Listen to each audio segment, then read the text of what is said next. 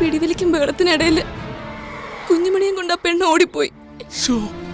കുഞ്ഞുമണിയെ കണ്ടെത്താനാവാത്ത വിഷമത്തിൽ ബാലനും പിച്ചളയും ഉണ്ണിക്കുട്ടനും കനിയും ഒരു പള്ളിയിലെത്തുന്നു. ഫാദറിന്റെ സഹായത്താൽ അവർക്ക് പള്ളിയിൽ താമസിക്കാൻ സൗകര്യമൊരുങ്ങുന്നു. 3 കുട്ടികളെയും സംശയത്തോടെ നോക്കുന്ന കപ്പ്യാർ. തുടർന്ന് കാണുക. എത്ര കാലമായി ഇങ്ങനെ രുചിയുള്ള ഭക്ഷണം കഴിച്ചിട്ട്? കൺചേച്ചി, നമുക്കിങ്ങി ഇവിടുന്ന് എങ്ങോട്ടും പോകണ്ട കേട്ടോ. ഒട്ടും വിചാരിക്കാത്തടുത്ത നമ്മൾ എത്തിച്ചേർന്നത്. എത്തിയ സ്ഥലം മോശമായില്ല. ഇവിടുള്ള പള്ളിയിലച്ഛൻ നല്ലയാളായത് നമ്മുടെ ഭാഗ്യം. ഒരൊറ്റ സങ്കടമുള്ളൂ, അൻപണ്ണനും കൂടി നമ്മുടെ കൂടെ വേണമായിരുന്നു. അതെ, ഇനിയിപ്പോ എവിടെ ചെന്നാ അൻപണ്ണനെ അന്വേഷിക്കുക? അൻപണ്ണൻ എവിടെയാന്ന് ഒരു പിടിയില്ലല്ലോ കൺചേച്ചി. അത് തന്നെയാ ഏറ്റവും വലിയ സങ്കടം. അന്നത്തെ വെപ്രാളത്തിനിടയിൽ ഒന്നും നോക്കാതെ ഓടി ട്രെയിൻ കയറി വന്നതല്ലേ. നമ്മളിപ്പോ ഒത്തിരി ദൂരത്തെത്തിയില്ലേ. അൻപണ്ണനെ ഇനി എന്തെങ്കിലും കാണാൻ പറ്റുമാവോ? ഒരബദ്ധം വരുത്താതെ നമ്മളിവിടെ എത്തിച്ച ദൈവം അൻപണ്ണനെ നമ്മുടെ അടുത്ത് എത്തിച്ചാ മതിയായിരുന്നു. ഇവിടുത്തെ അച്ഛനോട് അൻപണ്ണന്റെ കാര്യം പറഞ്ഞാലോ കൺചേച്ചി? അച്ഛൻ അൻപണ്ണനെ കണ്ടെത്തി തരും. അത് അൻപണ്ണന്റെ കാര്യം പറഞ്ഞാൽ വേറെ പലതും അച്ഛനോട് പറയേണ്ടി വരില്ലേ ഉണ്ണിക്കുട്ട? അച്ഛനോട് നമ്മൾ പറഞ്ഞിരിക്കുന്നത് വേറെ കഥയല്ലേ. അച്ഛനത് വിശ്വസിക്കുകയും ചെയ്തു. ഇനി നമ്മൾ പറഞ്ഞതൊക്കെ കള്ളമാണെന്നറിഞ്ഞാൽ പിന്നെ നമുക്കിവിടെ ഒരു സ്ഥാനം ഉണ്ടാവില്ല. മണിക്കുട്ടിയും കൊണ്ട് അലയേണ്ടി വരും നമ്മള്. ഒരു നുണ പറഞ്ഞാൽ പിന്നെ അത് നിലനിർത്താൻ വേറെ നുണകൾ പറയേണ്ടി വരുന്ന അതിന്റെ ഒരു ആദിയുണ്ട് എന്റെ ഉള്ളില്. അങ്ങനെയാണെങ്കിൽ അച്ഛനോട് ഇങ്ങൊന്നും പറയാൻ നിൽക്കണ്ട. അൻപണ്ണൻ എങ്ങനെയെങ്കിലും നമ്മളെടുത്ത് എത്താതിരിക്കില്ല. പക്ഷേ ഇങ്ങനെ ഒരു സ്ഥലവും അച്ഛനെയും നമുക്ക് വേറെ കിട്ടില്ലല്ലോ.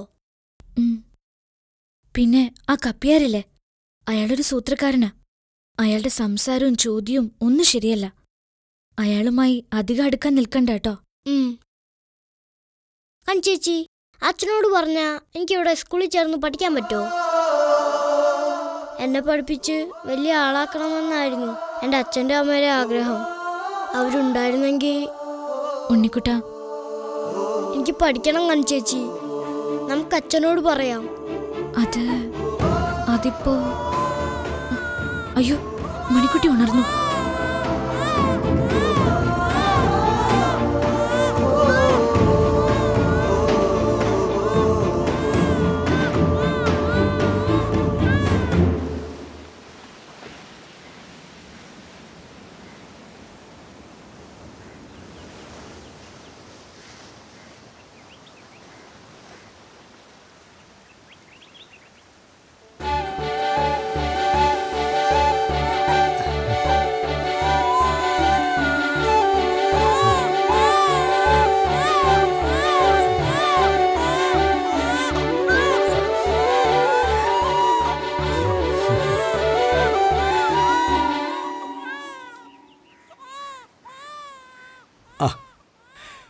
കുഞ്ഞിനെ തനിച്ചാക്കിയിട്ട് നിങ്ങൾ എങ്ങോട്ട് പോയി എന്ന് ഞാനിപ്പോൾ ആലോചിച്ചതേ ഉള്ളൂ.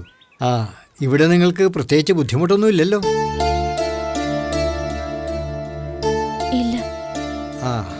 ഉണ്ണിക്കുട്ടൻ എത്ര വരെ പഠിച്ചു? 4 വരെ. കനിയോ? ഞാൻ അധികമൊന്നും പഠിച്ചിട്ടില്ല. വീട്ടിലെ സ്ഥിതി അങ്ങനെ ആയിരുന്നേ. പിന്നെ ഞാൻ ഈ മാസം കൂടിയേ ഇവിടെ ഉണ്ടാവുള്ളൂ. ഫാദർ എവിടെ പോവാ? വേറൊരു പള്ളിയിലേക്ക് സ്ഥലം മാറ്റം കിട്ടി.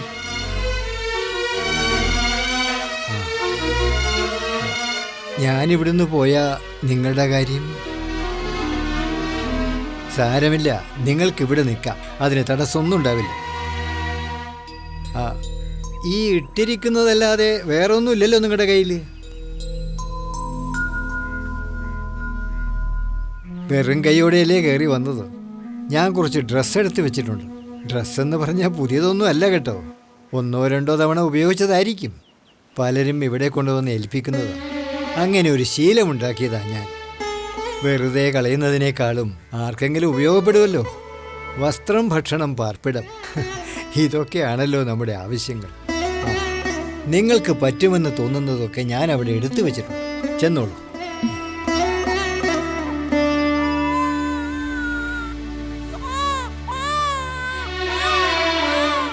ആ മോളൂ, ഇതാര്? കുട്ടിമോളിങ് വന്നേ. ആ എന്തൊക്കെയാ വിശേഷങ്ങള്? ഔ, അവരിപ്പോ വരും. കരയേണ്ട കേട്ടോ. ഓ വാ കുട്ടിമോള് വാ.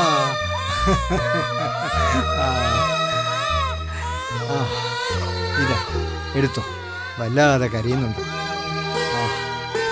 ഇതിൽ പാകമാകുന്നത് നോക്കി ഉപയോഗിക്കാം. അലക്കി വൃത്തിയാക്കി വെച്ചതാ. അച്ഛനെന്തിനാ ഇവിടുന്ന് സ്ഥലം മാറി പോകുന്നേ? അച്ചോ, ആ പ്ലാപ്പറമ്പിൽ ബേബിച്ച് വന്നിട്ടുണ്ട്, അച്ഛനെ കാണണമെന്ന്. എന്നാ ശരി, നിങ്ങൾ ചെല്ലേ.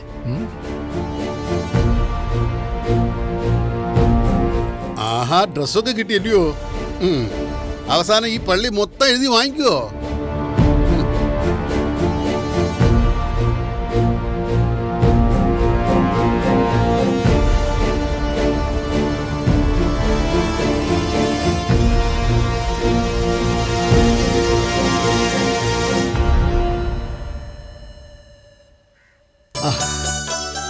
ഈശോമിശിഹായ്ക്ക് സ്തുതിയായിരിക്കട്ടെ അച്ചോ. ഇപ്പോഴും എപ്പോഴും സ്തുതിയായിരിക്കട്ടെ. ഇതെന്താ ബേബിച്ച പതിവില്ലാതെ ഈ നേരത്ത്? ജംഗ്ഷനിലുള്ള എന്റെ ബിൽഡിംഗ് വിൽക്കുന്നതിനെ പറ്റി ഞാൻ അച്ഛനോട് മുമ്പ് പറഞ്ഞിരുന്നില്ലേ? ആദ്യം ഇന്ന് നടന്നു. അതിന്റെ സന്തോഷത്തിലാ ഞാൻ. എന്റെ ജീവിതത്തിൽ എന്ത് നടന്നാലും അതിവിടെ ഒന്ന് പറയാറാണല്ലോ പതിവ്. ഇതൊന്ന് പറയാൻ വേണ്ടി വന്നതാ. പിന്നെ ഇതൊന്ന് അച്ഛനെ ഏൽപ്പിക്കാനും വേണ്ടി. 2 ലക്ഷം രൂപയോ? ഈ മാസം തന്നെ ഇത് 2ാമത്തെ തവണയാണ്. കർത്താവിന്റെ കൃപ കൊണ്ട് അർഹിക്കുന്നതിലധികം നന്മകൾ ഉണ്ടായിട്ടുണ്ട്. അതൊക്കെ അനുഭവിക്കാൻ ഞാനും അന്നക്കുട്ടി അല്ലാതെ വേറെ ആരുമില്ലല്ലോ. കിട്ടുന്നതിൽ നിന്ന് ഒരു വിഹിതം കർത്താവിന് സമർപ്പിച്ചില്ലെങ്കിൽ മനസ്സിനൊരു സ്വസ്ഥത കിട്ടില്ല. അതാ ഞാൻ ഇപ്പൊ തന്നെ വന്നത്. ബേബിച്ചന്റെ ഈ വലിയ മനസ്സ് എല്ലാവർക്കും ഉണ്ടായിരുന്നെങ്കിൽ എത്ര നന്നായേനെ. ആകാശത്തിലെ പറവകൾ വിതയ്ക്കുന്നില്ല, കൊയ്യുന്നില്ല, പത്തായപ്പുരകൾ നിറയ്ക്കുന്നുമില്ല. മനുഷ്യർക്ക് മാത്രമേ ഉള്ളൂ എത്ര കിട്ടിയാലും മതിവരാത്ത ദുരമൂത്ത ആർത്തി. ഇങ്ങനെ കിട്ടുന്ന സഹായം കൊണ്ട് ഒത്തിരി പേരുടെ മനസ്സും വയറും നിറയുന്നുണ്ട്. അവരുടെയൊക്കെ പ്രാർത്ഥന ബേബിച്ചനുണ്ടാവും. ഒരു തരത്തിലല്ലെങ്കിൽ വേറൊരു തരത്തിൽ, ഇന്നല്ലെങ്കിൽ നാളെ അതിന്റെ ഫലം ബേബിച്ചന് തീർച്ചയായും കിട്ടും. അച്ഛന്റെ സ്ഥലം മാറ്റ കാര്യം എന്തായി? ഉറപ്പിച്ചോ? ഈ മാസം അവസാനത്തോടെ ഇവിടുന്ന് പോകും ഞാൻ. പിന്നെ പുതിയ പള്ളി, പുതിയ ആൾക്കാർ. അവിടെ ഉണ്ടാവുമല്ലോ ബേബിച്ചനെ പോലെ നല്ല ആൾക്കാർ. എവിടത്തെ പള്ളിയിലേക്ക് അച്ഛൻ പോകുന്നത്? ഇരവിത്താനം. ഓ, ഇരവിത്താനം. അവിടെ എൻ്റെ ഒരു അടുത്ത പരിചയക്കാരനുണ്ട്, തിരുമുറ്റത്ത് നാരായണൻ തമ്പി. ആഹാ, അവിടുത്തെ പേര് കേട്ട തറവാട്ടുകാരാ. ഓ ആഹാ. അദ്ദേഹത്തിന്റെ മൂത്ത മകൻ തിരുമുറ്റത്ത് ഹരിനാരായണൻ തമ്പി. രണ്ടാളും നല്ല ആൾക്കാരാ. മനുഷ്യത്വത്തിന്റെ അങ്ങേയറ്റം എന്നൊക്കെ പറയാറില്ലേ? അത് തന്നെ. എവിടെ പോയാലും എനിക്ക് കുറച്ച് നല്ല ആളുകളെ കിട്ടാറുണ്ട്. അതൊന്നും എൻ്റെ മഹത്വം കൊണ്ടല്ല കേട്ടോ, കർത്താവിൻ്റെ അനുഗ്രഹം. ഇതിപ്പോ ബേബിച്ചന് വേണ്ടപ്പെട്ടവരവിടെ ഉണ്ടെങ്കിൽ അതൊരു വലിയ ആശ്വാസമായി. ഞാനിപ്പോ കണ്ടിട്ട് കുറച്ചായി. എന്നാലും പ്ലാപ്പറമ്പിൽ ബേബിച്ചനെന്ന് പറഞ്ഞാൽ അവരറിയും. അച്ഛൻ മുമ്പ് പറഞ്ഞതുപോലെ അറിഞ്ഞും അറിയാതെയും ചെയ്ത നല്ല കാര്യങ്ങളുടെ ഫലമാ ഇത്തരം നല്ല ബന്ധങ്ങൾ. തീർച്ചയായും അത് തന്നെയാ വാസ്തവം. നല്ല ആൾക്കാരുമായിട്ടുള്ള ബന്ധത്തിന് വിലയിടാനാവില്ലല്ലോ. അച്ഛൻ ഇവിടെ 100 കൂട്ടം കാര്യങ്ങളുണ്ടാവും. ഞാൻ ഇറങ്ങട്ടെ. എന്നാ അങ്ങനെ ആവട്ടെ. ശരി അച്ഛൻ.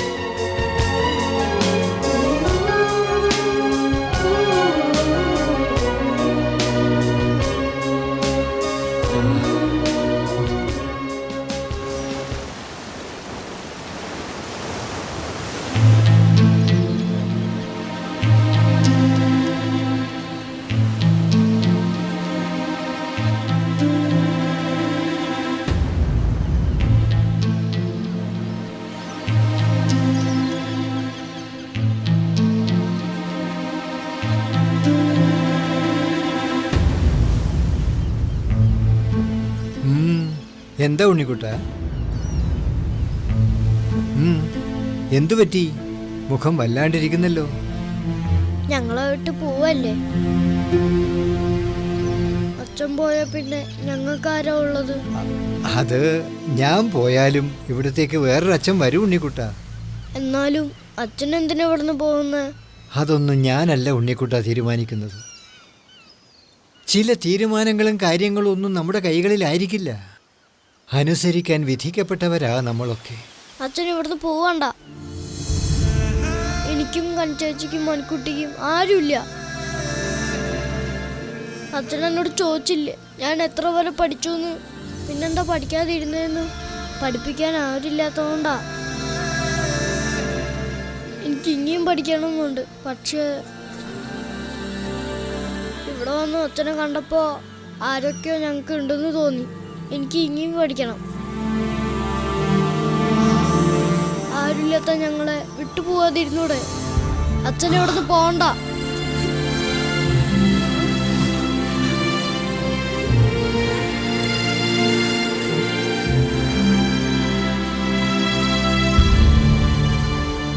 കരയാതെ ഉണ്ണിക്കുട്ട.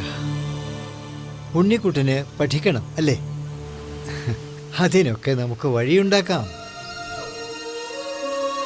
ഉണ്ണിക്കുട്ടൻ്റെ ആഗ്രഹം നടക്കും. നമുക്ക് നടത്തിയെടുക്കാം. ഞാനുണ്ടല്ലോ ഇവിടെ.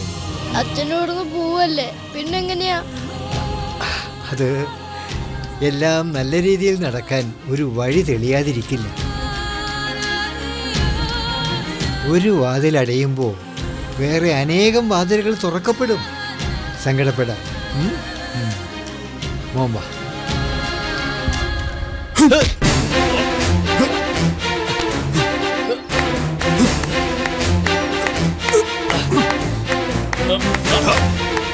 നിന്നെ ഒന്ന് കൊല്ലണം.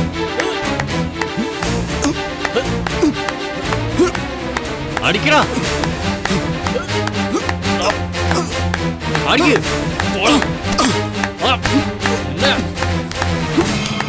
അടിക്കടാ, കൊല്ലടാ അവനെ. അടിക്ക്, കൊല്ലണം. അടിക്കടാ, അടിക്ക്, അടിക്കടാ അവനെ മോന്തക്കിട്ട് കൊടാ. കിരിക്കണം ജോസ്.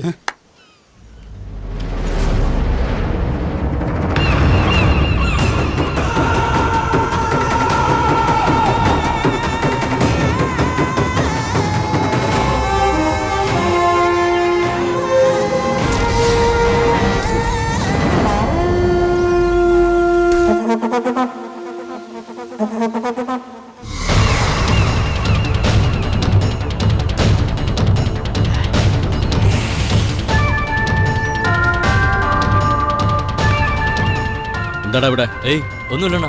ഇച്ചിരി മൂപ്പ് വയ്ക്കുമ്പോഴേ തുടങ്ങിക്കോളാം അടിയും പിടിയും. പോടാ.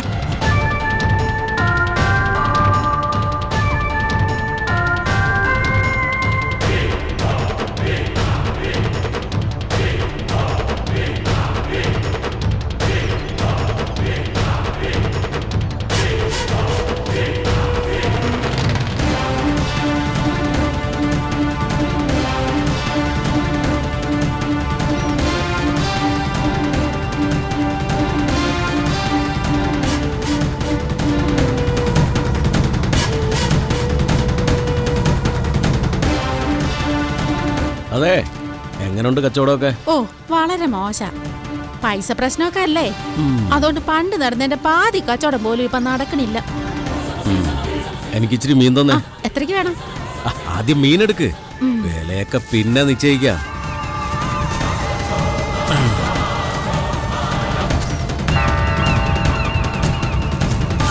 $150 100 തന്നാ മതി. ജോസിനോട് കാശ് ചോദിക്കുന്നു. വിട്ടോ വിട്ടോ. എന്റെ കർത്താവേ, യവനൊക്കെ ഒരു കാലത്തും ഗുണം പിടിക്കല. ആരെയാണ് അവ കണിയേണ്ടത്?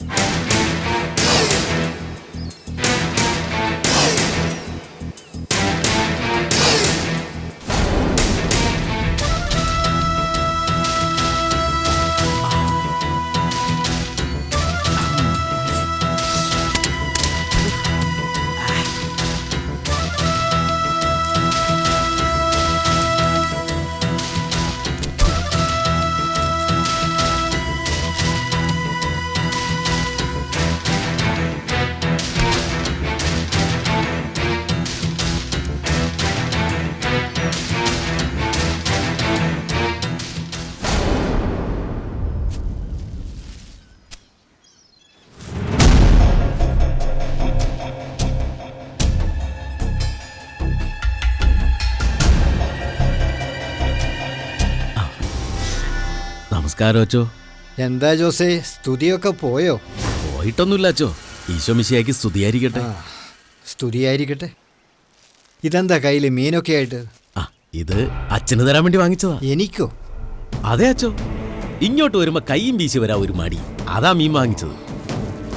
ഇത് പൈസ കൊടുത്ത് വാങ്ങിച്ചത് തന്നെയാണോ അതോ പിടിച്ചു വാങ്ങിച്ചതോ? അച്ഛനെന്താ ഇങ്ങനെയൊക്കെ പറയുന്നേ? വില പേശി ഒടുവിൽ പൈസ കൊടുത്തിട്ട് തന്നെ ഞാനിത് വാങ്ങിച്ചത്. അപ്പോ നീ നന്നാവാൻ തന്നെ തീരുമാനിച്ചു? അതെ അച്ചോ. തീരുമാനിക്കുക മാത്രമല്ല, ജോസ് നന്നാകുകയും ചെയ്തു. പൊട്ടത്തരങ്ങളൊക്കെ ഒത്തിരി കാണിച്ചു കൂട്ടിയിട്ടുണ്ട് ഞാൻ.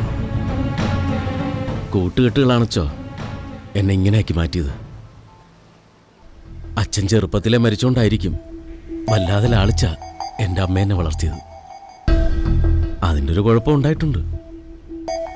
നല്ലതാരും പറഞ്ഞു തരില്ല. ഞാൻ എന്ത് മോശം ചെയ്താലും ജോസേ ഗംഭീരമായിട്ടുണ്ടെന്ന് എല്ലാവരും പറയും.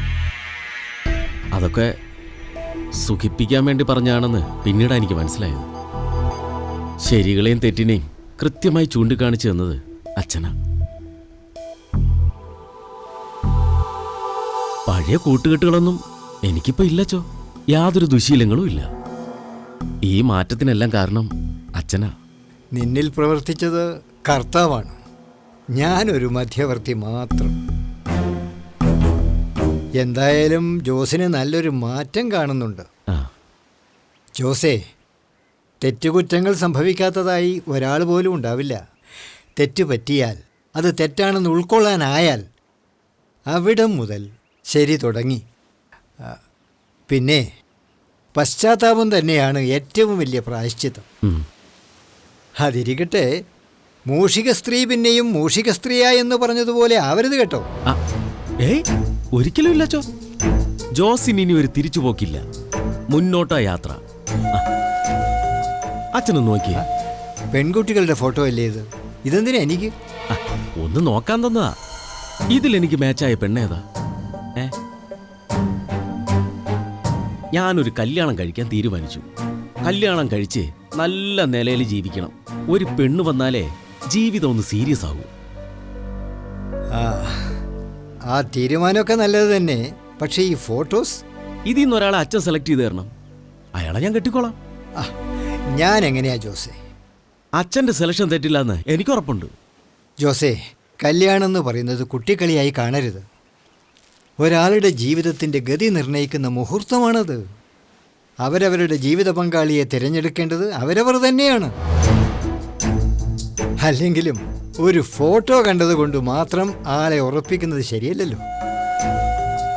പിന്നെ കല്യാണത്തേക്കാൾ കൂടുതൽ ബന്ധമൊഴിപ്പിക്കൽ നടക്കുന്ന കാലമായത്. അതുകൊണ്ട് ഇക്കാര്യത്തിൽ അതീവ സൂക്ഷ്മത കാണിക്കണം. ആർക്കാണ് കല്യാണം? ഈനാശു പറഞ്ഞില്ലേ, ജോസ് കല്യാണം കഴിച്ച് കുടുംബസ്ഥനാകാൻ തീരുമാനിച്ചു. ആഹാ, ആണോ ജോസേ? അതെ. ഇനി നിങ്ങൾ സംസാരിക്കും, ഞാൻ വരാം. ഈ മീൻ എനിക്ക് വേണ്ടി കൊണ്ടുവന്നതല്ലേ? അതെ, എന്നൊക്കെയാ ജോസ് ഈ കേക്കുന്നേ? കേട്ടത് വാസ്തവം തന്നെ ഈനാശി ചേട്ടാ. ഒരാണ് നന്നാവണമെങ്കിൽ ഒരു പെണ്ണ് പുറകിൽ വേണം. ഒരു പെണ്ണു കൂടെ ഉണ്ടെങ്കിലേ ആണ് പൂർണ്ണനാവും.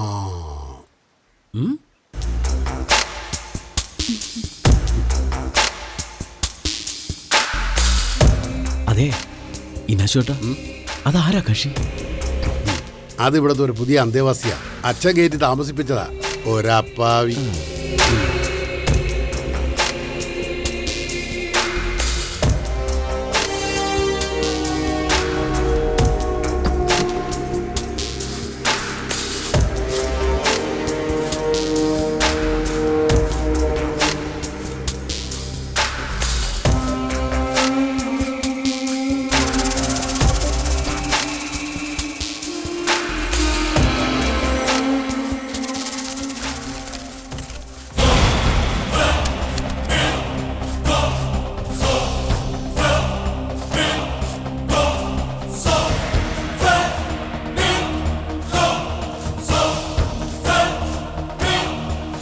ഹലോ, എന്താ പേര്? കനി. കനി, നല്ല പേര്. എനിക്കിഷ്ടായേട്ടാ.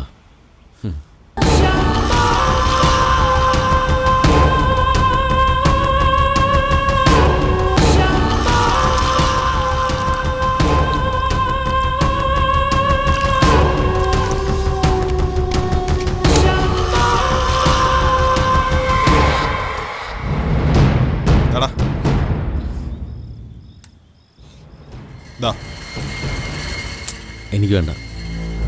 ഗിരിയെ, ജോസ് പറയുന്ന കേട്ടില്ലേ? വേണ്ടാന്ന്. ഒഴിക്കുന്നതിന് മുമ്പ് മടപടാന്നടിക്കുന്ന ആളാ. ചുമ്മാ ഷോ കാണിക്കാതെ പിടിക്കളയാ. ഞാൻ കാര്യമായിട്ട് പറഞ്ഞാ വേണ്ട, നിങ്ങൾ കഴിക്കും. മദ്യപാനം നിർത്തിയെന്നൊക്കെ പള്ളിയിലച്ഛനോട് തട്ടി വിട്ടിരുന്നു ഞാൻ. അച്ഛനത് കാര്യമായിട്ട് എടുക്കുകയും ചെയ്തു. അവിടെ വെച്ചൊരു അത്ഭുതം സംഭവിച്ചടാ. എന്തോന്ന്? എനിക്കുള്ള മണവാട്ടിയെ കർത്താവ് എനിക്ക് കാണിച്ചു തന്നു. കനി, അതാണ് ആ മാലാഖയുടെ പേര്.